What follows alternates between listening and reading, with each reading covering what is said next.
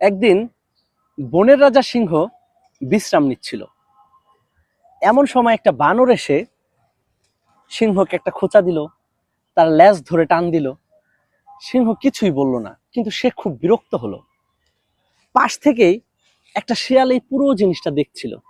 শিয়াল এসে বলল, রাজামশাই, আপনার সাথে বানর এরকম আচরণ করলো, আপনি কিছুই বললেন না। সিংহ মুচকি হেসে বলল, বলার সময় তো আর ফুরিয়ে যায়নি, পরে বলবো। কিছুদিন পর ওই বানরটা সিংহের সামনে এসে পড়লো। সিংহ এক থাপ্পড়ে বানরকে মেরে ফেললো।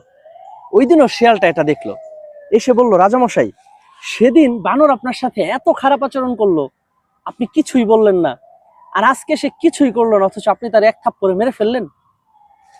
সিংহ বলল, দিস ইজ পলিটিক্স। আমি সেদিন চাইলেই বানরকে মেরে ফেলতে পারতাম, কিন্তু আমি যদি সেদিন বানরকে মারতাম, তোমরাই আমাকে অনেক কিছু বলতা আমি ক্ষমতার অপব্যবহার করি, হ্যান ত্যান অনেক কিছু। কিন্তু এই সময়টার মধ্যে বানর আরো অনেক ঘটনা ঘটাইছে। সে বাঘের কানে যেয়ে খোঁচা দিছে, সে ভাল্লুককে সুরসুরি দিছে, সে জলহস্তির কাছে যেয়ে দুষ্টামি করছে, সে অনেক ধরনের কাহিনী করে ফেলছে। আর সে সবাইকে বলছে, আমি এই বনের রাজাকেই মানি না, আর তোমরা কি?